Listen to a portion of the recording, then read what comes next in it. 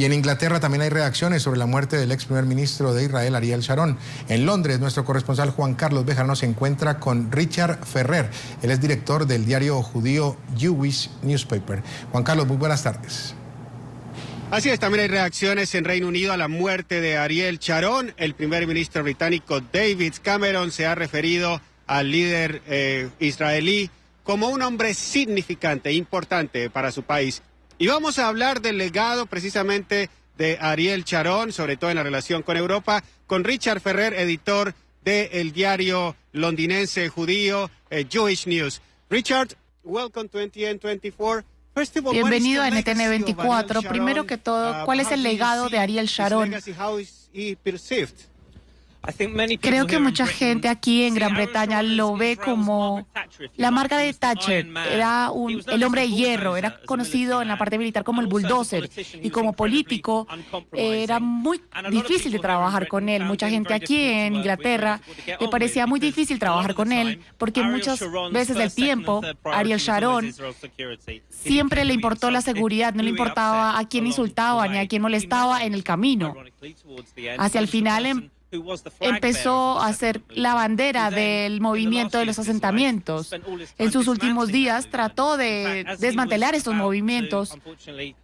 Después de cuando ya enfermó, quería desmantelar los asentamientos en West Bank. Como ven, esto era lo que podía haber sido. Y eso pudo haber sido, las personas se preguntan, un Israel más pacífico. Él desarmó a Gaza. ¿Qué pudo haber pasado si Israel fuera más pacífico con Palestina?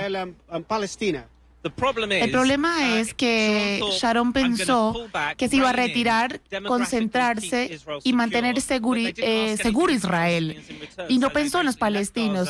Dejó Gaza, pero después llegó Hamas, llegaron las bombas y los rockets. El peligro hubiera sido si Sharon hubiera llevado el movimiento para West Bank. Tendría que haberle dado algo a los palestinos para garantizar la seguridad tanto de palestinos como de los israelíes. Me parece que es algo que no hubiera sido posible porque él tenía varios enemigos. El partido que él lanzó, que se llama Likud, no progresó, y después fue Kadima, que fue cuando ya entró en coma en el 2006. Él siempre dijo, lo que ustedes ven no es lo mismo que yo veo desde aquí. Y él ganó todas las guerras en las que participó. ¿Cómo fue el hombre militar Ariel Sharon? El diplomático.